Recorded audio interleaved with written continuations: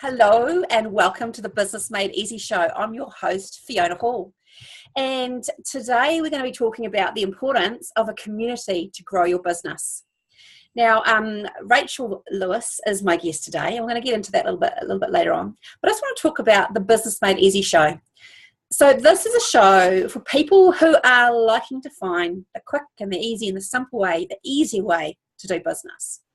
So each fortnight or so, I interview an expert in a specific area of business that I know most business owners are wanting to know more about. And if you'd like to keep learning after the show, come across and join me in the Business Made Easy small little Facebook community tribe where I share things each day, some prompts, some ideas, some inspiration about ways to make your business easier.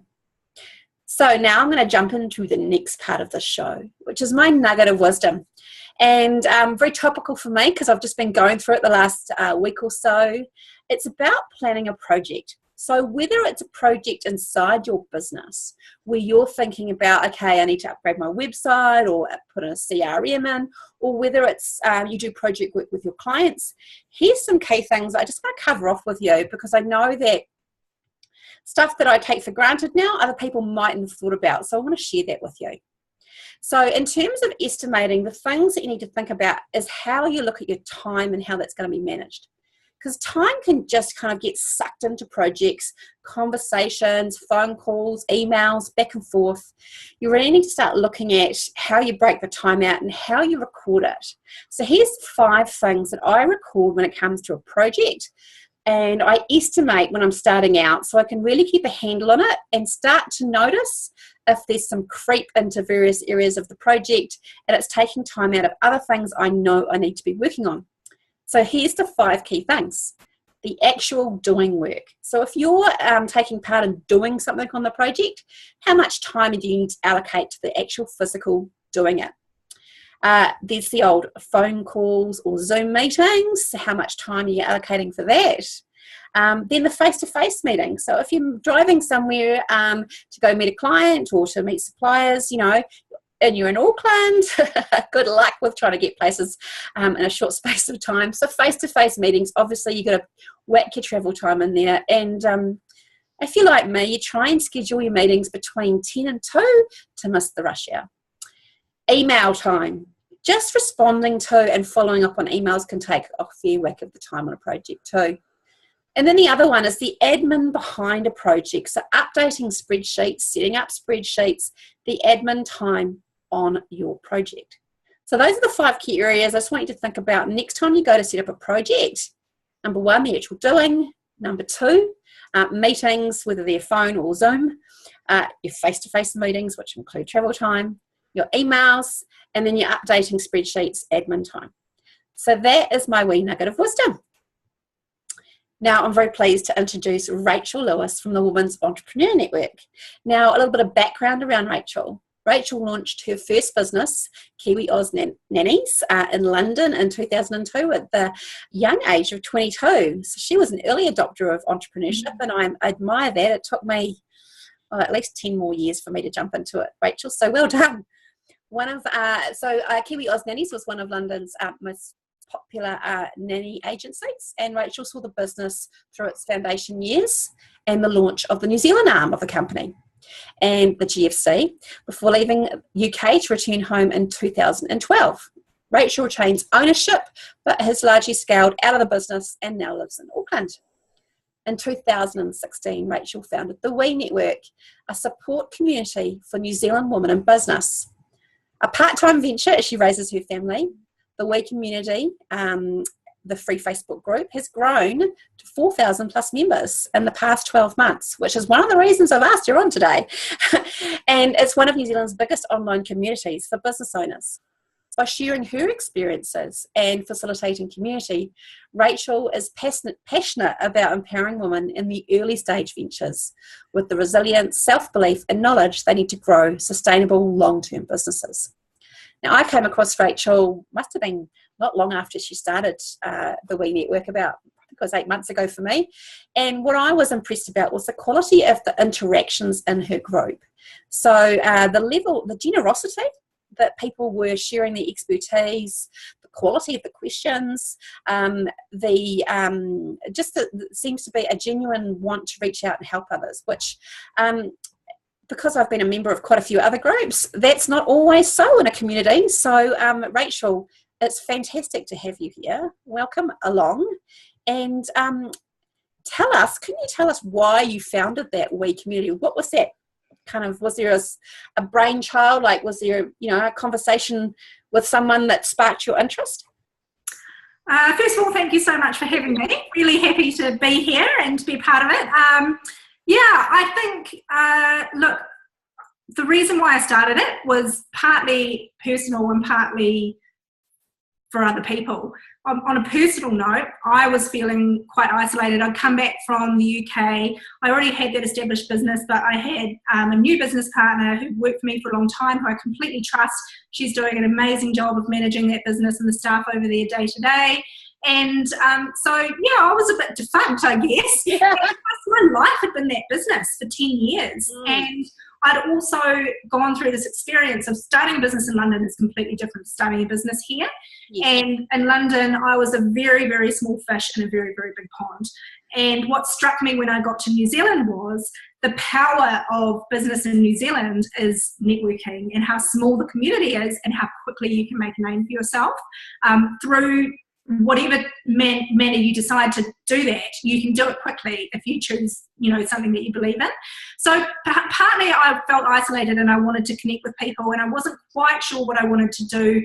So I thought, well, why don't I just start connecting with other New Zealand women in business myself through this community and see if something develops from it. And I remember calling my sister and saying, have you guys ever thought about doing a membership sort of platform for women in business? And they thought about it, and I said, maybe I'll start this group and just see where it takes me. But also because of my own experience, and because it had taken me such a long time to get Kiwi Dolls off the ground and to actually make an amount of money that I really, I think it was probably 7 or 8 years before we stopped saying to ourselves, are we wasting our time here? And that is not the glory story that you hear about business. No. And the thing is, because I've gone through that, and then like just 2 years after that, or a year after that, suddenly everything changed, and everything, or that solid foundation that we've built over time, started to really take off. Yeah. And I was like, gosh, had we made that decision, look at what we would have been missing out on. And the other thing was, I was very isolated my entire career over in London, never had support from anybody else. We made all of the decisions ourselves, developed our own software platform, everything. Wow. And I just didn't want other women to be going through that. And I think New Zealand's in a really great position to help its female entrepreneurs and low-level business people who everyone else kind of goes, well, they're never going to succeed because they're just a mum, or they're just a woman who's working part-time in business or whatever. I just kind of got sick of that, and it frustrated me, and it frustrates me that people talk about that all the time. Yeah. And what are we doing about it? So I just decided I wanted to do something about it, and I wanted to make change in my own life, and I wanted to change other people's lives, and I wanted to contribute. So that's why I did it. Awesome. That's awesome. Yeah.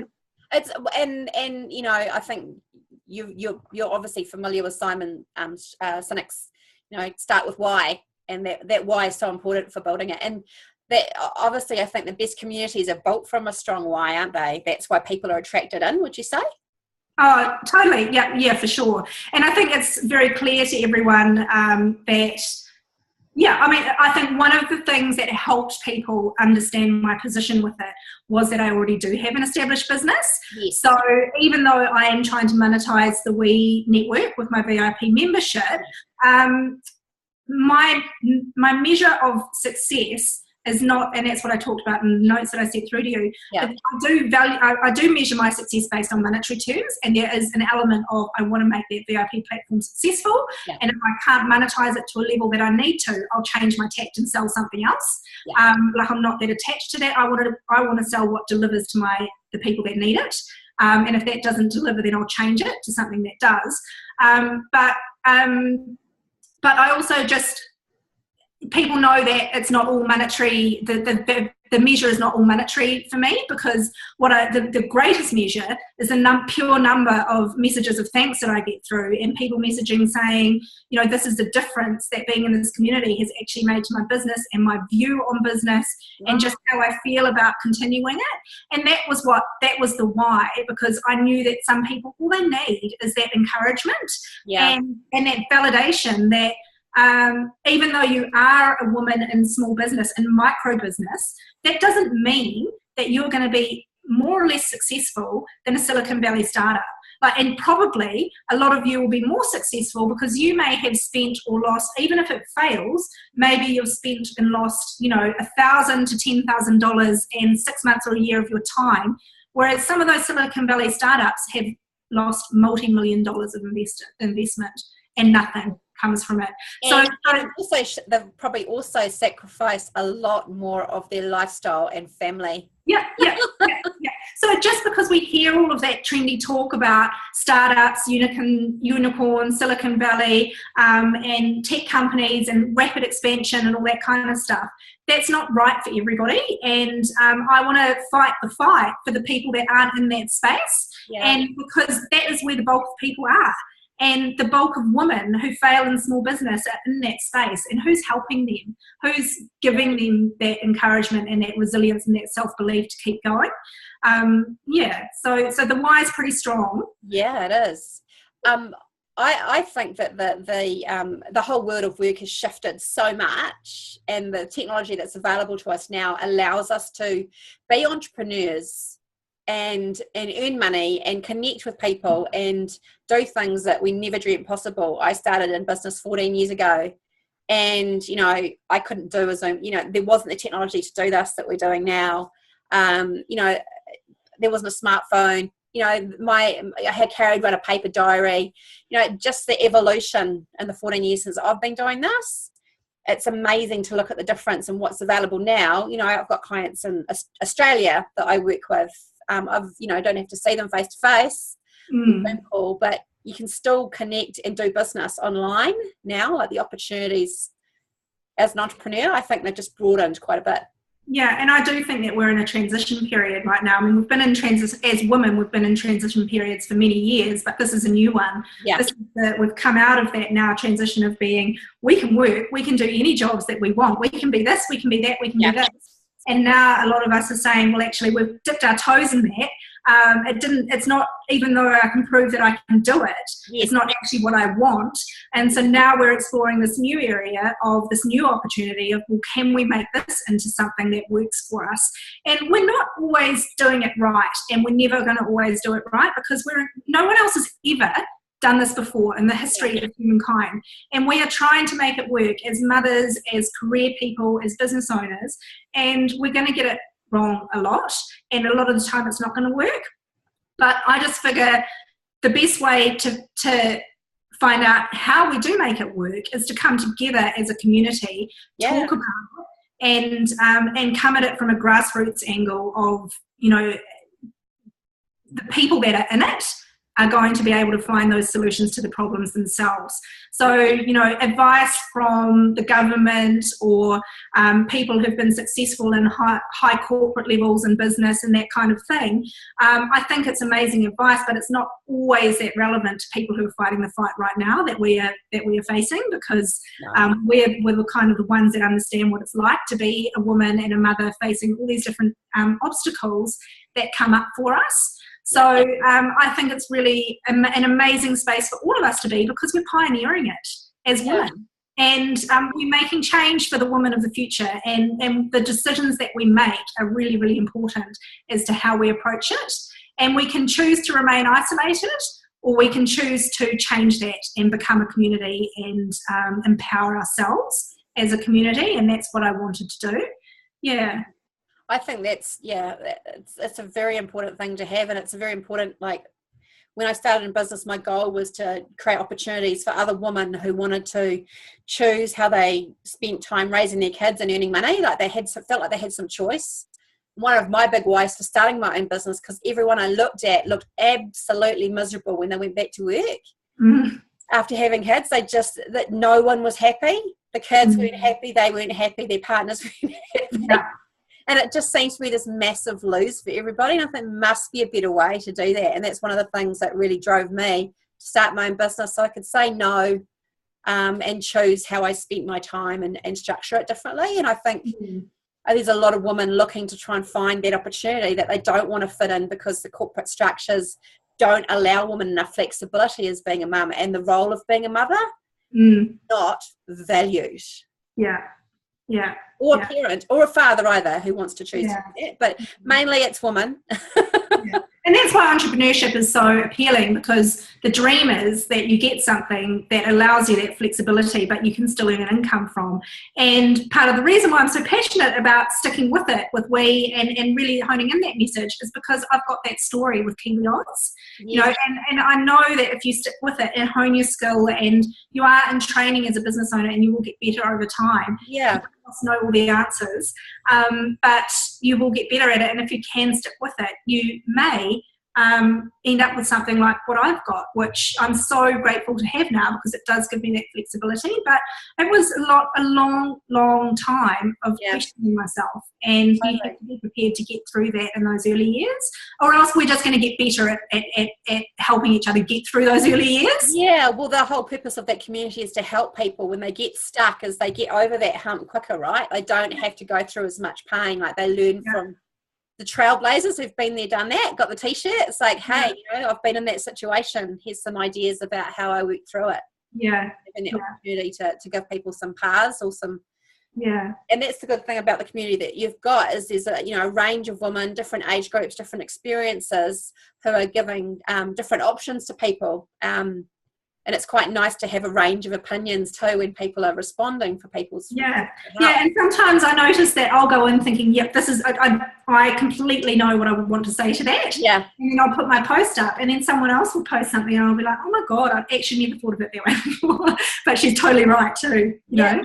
And isn't it lovely to have that, because we all come to things from such different things. And I think, like, when I started out in business, one of my big things, going back, I wish I'd joined.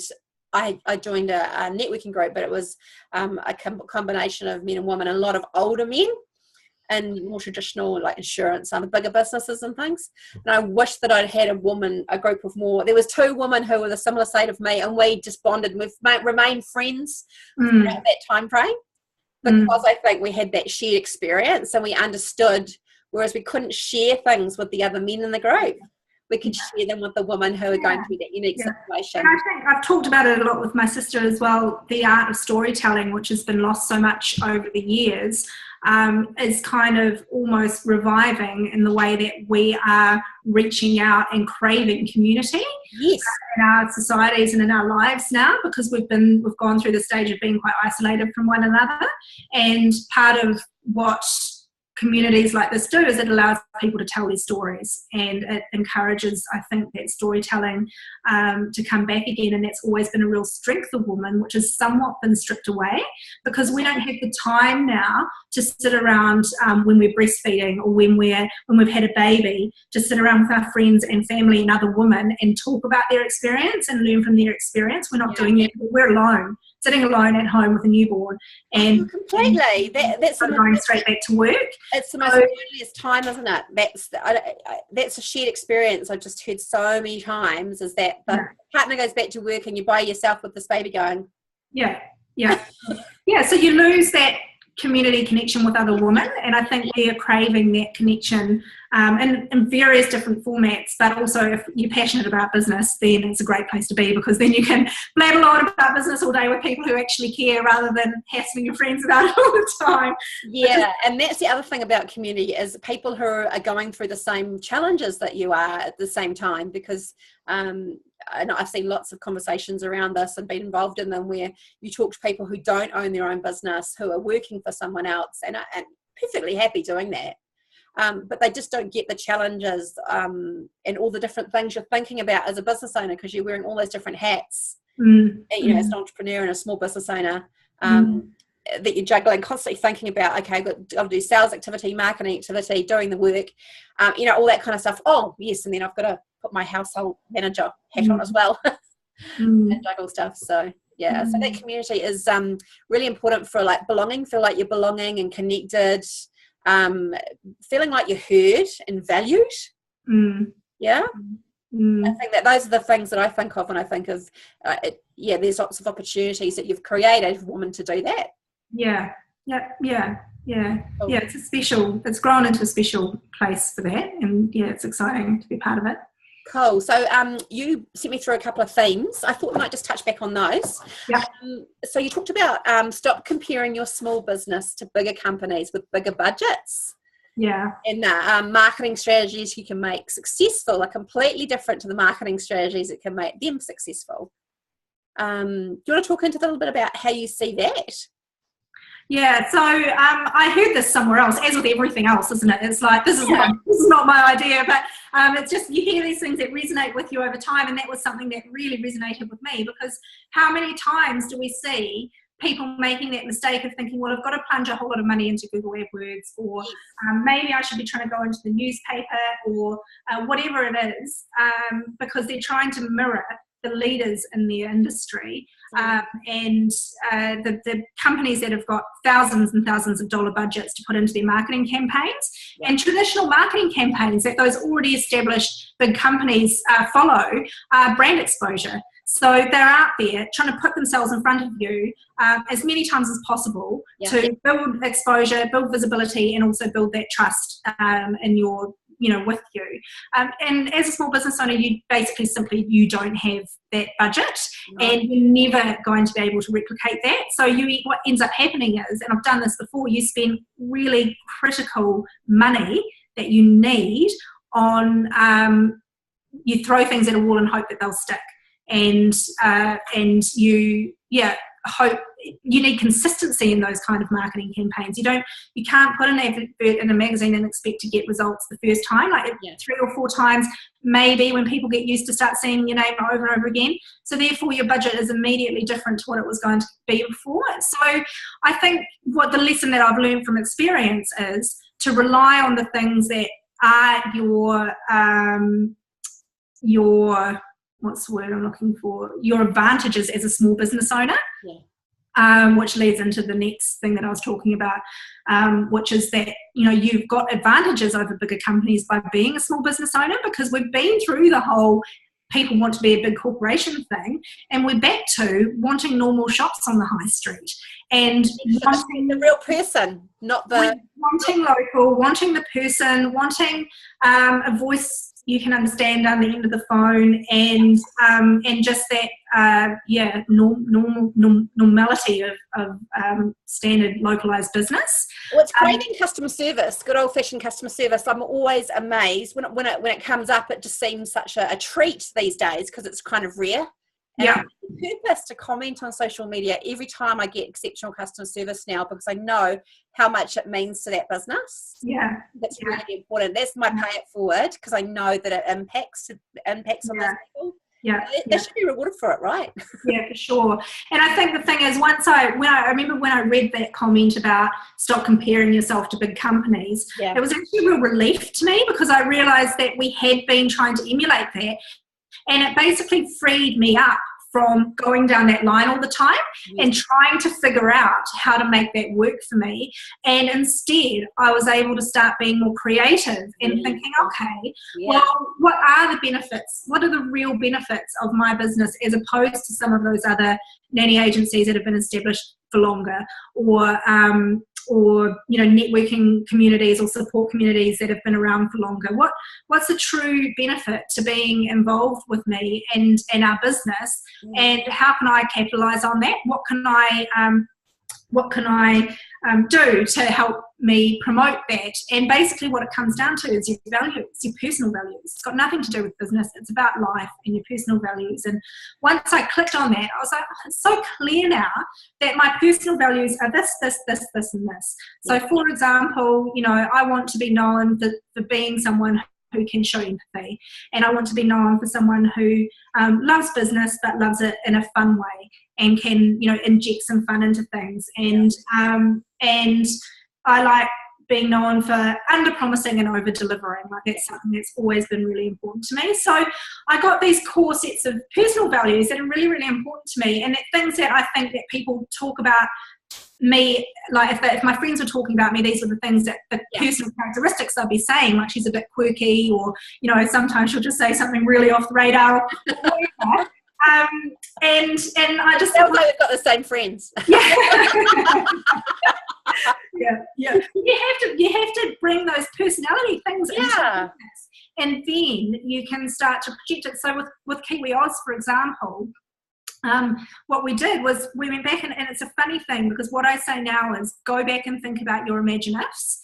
And what I mean by that is, when we first started Kiwi Oz, we spent a lot of time saying, oh my God, imagine, wouldn't it be cool if we could do this? And imagine if we did this. And then, because it was all kind of the fun stuff, you'd say, oh yeah, that'd be awesome. Then you forget about it, and you go into the office and you'd be like, right, I've got to do these recruitment jobs today. I've got to call this client. I've got to do this. I've got to do this. And all of that fun stuff, which you couldn't really correlate how it relates to actually making business profit. Yeah. It doesn't have an immediate correlation in your head. You let go.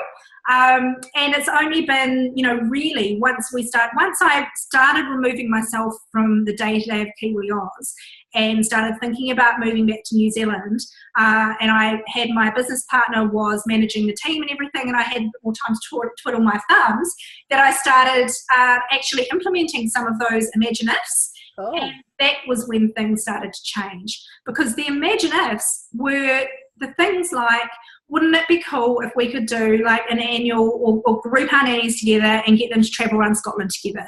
Or, wouldn't it be cool if we had monthly drinks for our nannies, and, meetups where the parents can come along with the kids, and an Easter egg hunt every year and all that kind of stuff? It's like, that'd be cool, but we'd have to pay for that, or are we going to charge people or whatever?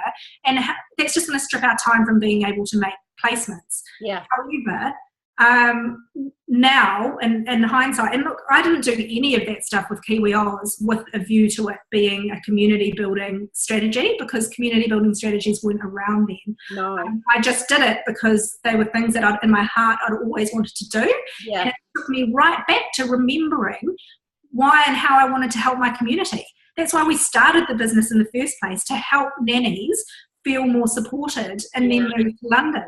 And finally, we've been helping them get the jobs the whole time, but it wasn't until we actually provided them with that community that it really took off, because everyone's like, did you guys know that Kiwi Oz actually do this stuff? And they're consistent with it, and, you look on our blog and it's all about the events that we've done and cool things that are happening, and it's all community building stuff. So in hindsight, I realised that my community building career started then, when you just covered off my question. My question I always ask at the end of every show is, if you could go back to when you started your business, what's one piece of advice you'd give yourself so you'd start the community building faster? I would, I think, first of all, nail your personal values. Yeah. Think about, what is it that your friends say about you? How would your friends describe your personality? What matters? What would they say matters to you? And what are you passionate about? And some people, that's a journey, right? Like, if you'd have asked me that 3 years ago, I would have not quite been sure, because I was still in the space of change and transition. And so it's easier for some people to answer that question than others. Yeah. But, you will know if you're passionate about helping people, if you're passionate about giving back, if you're passionate about if you love having fun, or even if, look at Marie Forleo. Yeah. She at one stage in her business was either thinking about scrapping her business and starting a dance school, or continuing on with the business thing. And then she was like, hang on, why don't I just bring some dance into my business? And so all of her videos start with these little things of her dancing. She's just found a way to incorporate one of her passions into her business and her values into her business. And that in turn helps you become a lot more passionate about what you do in your business, and it helps you get through the tough times. So if you're really strong on what matters to you and how you want to be in your life and in your business, because they interlink, you know, and the stronger business you have, the more it connects with your life and your personal values, the more you're likely going to be able to succeed, because it's about more than the money, and it becomes very clear through everything how focused you are on the end goal and portraying those values and visions through your business. So let's take the fun one, for example. Like, it's important for me to have a bit of fun with things and to show people that business can be fun. Yeah. So at KBOs, we did a lot of fun stuff. Like in our office, we have a spinning wheel, and every month the top consultant gets to spin the wheel, and there's prizes. And you know, so we're always thinking of those imagine-if things, and then we go back and we put them into the business process somewhere, and we think, where can we fit this in? Where can we put it in here? And what difference is that going to make to our business? And then with We, for example, I've got so many imagine-ifs, and now I write them down because I know they are the culture and the heart of what makes that community different. Really good. It's the quirky stuff, and it's me holding up that welcome sign, you know, that I did that silly gif that everyone's like, what? But that's me saying, no, I am showing you that it doesn't have to be professional all the time. Like, we can be silly, and we can still have a business, and we can still make money doing it. Totally. And it's one of my values, and that's what makes me different, and that's what makes my businesses different, and that's what resonates with people. So people then see that you're leading from the front with those strong values, and they like it, and they resonate with it. So they want to follow you and be a part of that tribe, and that's and that's how you build that strong community and trust. It's a consistency around that, isn't it? So as you say, you know, thinking about, well, how does, and that's your, I call it, you know, creating a set of glasses for, you know, how you view the business. So you put on your glasses. So this is fun. I'm looking for the fun stuff. How does it fit in with what I'm creating? Yeah, and every now and again I'll go back and I'll think, oh, I haven't done something fun for a wee while. I better do something fun. Or, you know, I haven't done any sort of knowledge giving posts recently. Yeah, see, I'm huge about learning. I love, my passion is learning. I come from a family of teachers. And so my passion is learning stuff and then sharing it with people, because I get really inspired about something. And I'm like, I can't wait to share it with people. And I think, what you were talking about before, you know, how would people describe you? And my friends, I think, would all say, always sharing new stuff with us. Knowledge sharer. Yeah, that's awesome. That's so cool. Rachel, I love what you've said. And I really resonate. I think that's why you've built such a strong community. When you start, like, how did you, like, when you launched your Facebook page, how did you start getting members, you know, for people who are looking to create their own community for whatever, you know, I'm sure there's people out there who might be listening who, for example, have a non-for-profit or, you know, an organisation they want to create, you know, and get awareness out there. Did you do like Facebook ads, or what did you do to kind of get known? Yeah, I think there's two things. One comes back down to that big business versus small business thing. I think people make mistakes with naming things sometimes. And, you know, if you're not a big brand like Nike or Apple, which neither of those names say anything whatsoever about what those people do, but you know immediately what it is because they've got exposure, don't try and be too clever with your name. Yeah, just come up with something clever and simple that hopefully resonates with the target audience and says what it is. And our community actually started out, I started the group as Kiwi Mumpreneurs, and that was because I knew that the group grew quickly under that name. Although a lot of people don't like the term mumpreneur, it's very descriptive and people know who it's for, the type of person it's for. So I had some question about whether I would want to continue with the group under that name, but they were kind of the people that I wanted to help. Those people stuck in that really early stage business venture who I know some of them could make it through if they had some more support. Yeah. So I went with it and then sort of watched the group evolve for a few months, and then I changed it to the New Zealand Women's Entrepreneur Network, which is shortened to the WE Network, which in itself is a bit convoluted. But because I could see that there were some people coming in who were interested in it who weren't at that lower level. Yeah, and that's actually really valuable to the community because it allowed me to remove myself from being in a position of the one that everyone's leaning on for the knowledge and support, and it allowed me to step back from that and just let the community do it itself.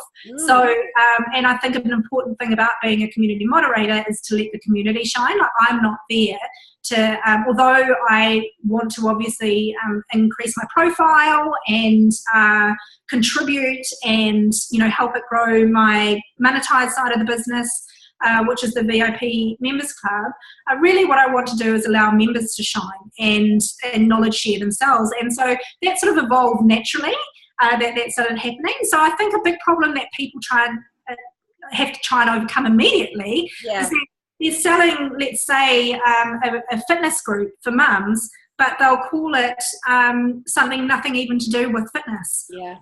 And so already that visibility is lost because the name's too confusing. Yeah. So if you're not a big business with a lot of money to help people overcome that problem, stick with something that's really very, very obvious from the start. And then people will understand it. And the other thing I would say is just to choose that target market, so it's very obvious who should be in the group, and then people will come. So I found, what did I do in the very early stages? I think I must have told a few friends who must have added a few people. Yeah. And you know what happened was, it was only 12 months ago that I started the group as Kiwi Mumpreneurs, and then we went on holiday back to London and over to France to visit family for 6 weeks. And while I was gone, I just had auto posts going out for 3 days. I'd check in every now and again. But I had pretty strict rules around how much work I was allowed to do during that holiday. And yeah, by the time I got back, there were just over 1,000 members in the community. So, wow.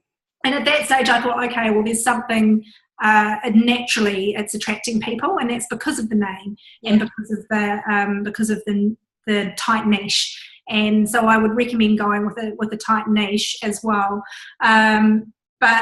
And then after that, I did a little bit of Facebook advertising, just testing to see if I could bring people in using Facebook adverts.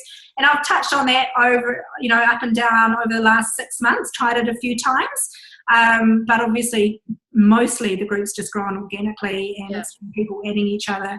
And I will do Facebook advertising, but only when I feel like I am comfortable with it for my own strategies around selling the members club.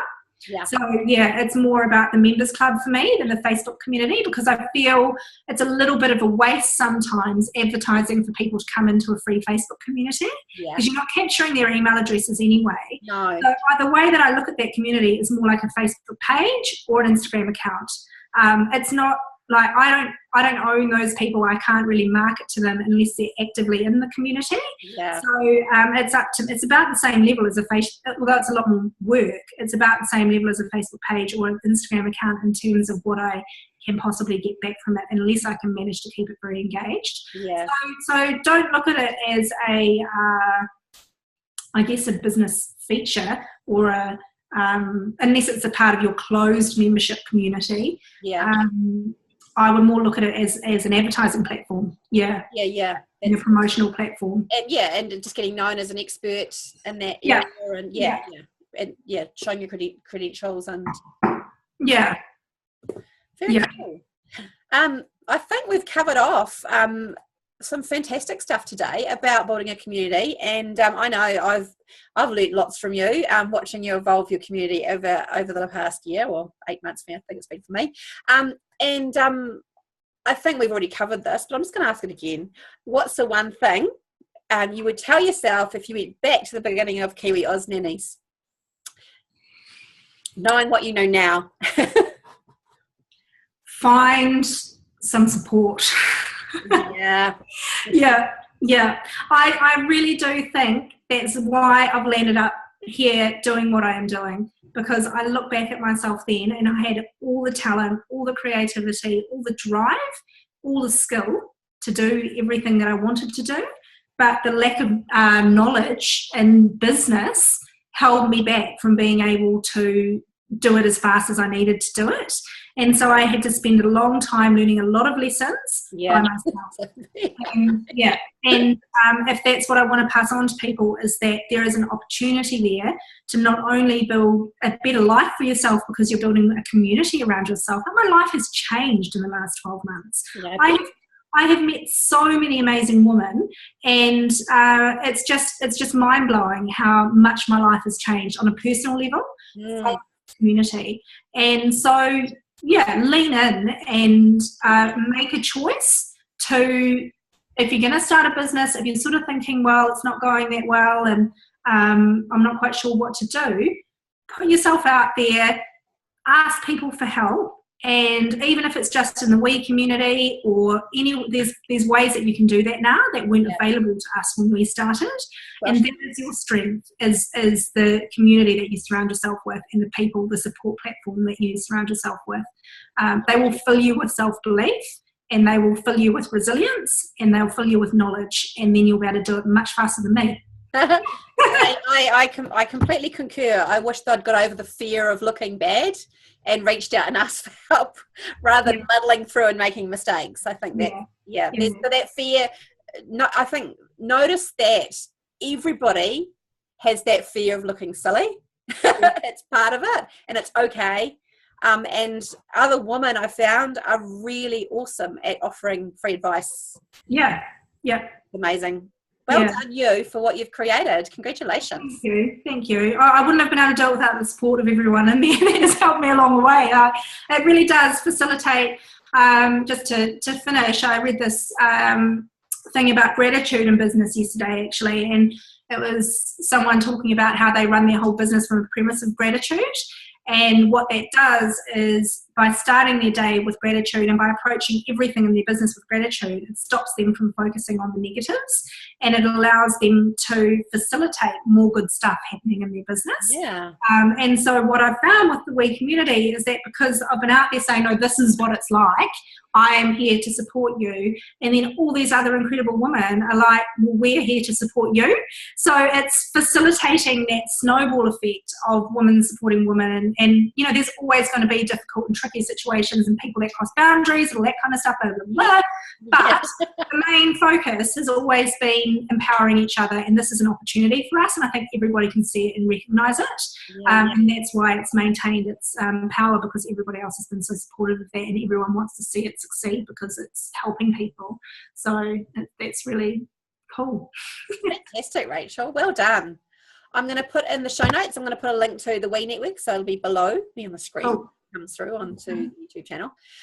So yeah, if you aren't part of Rachel, if you're a woman entrepreneur in New Zealand, even overseas, is it open? It's mainly for New Zealand, isn't it? Just New Zealand. Just for New Zealand, yeah. If you're a New Zealand woman entrepreneur, jump on. I'll make sure the link's down there. I've found it a fantastic community. The way that you moderate it is you do it with aplomb. I tip my hat to you. I know how much skill it takes to manage and navigate through, different personalities at times and different challenges, and you do it with great skill. So well done. Thank you so much, and thanks for having me along. It's been great fun. I could natter on about this sort of stuff that you do. Awesome. Thanks, Rachel. Bye. And I will stop the recording.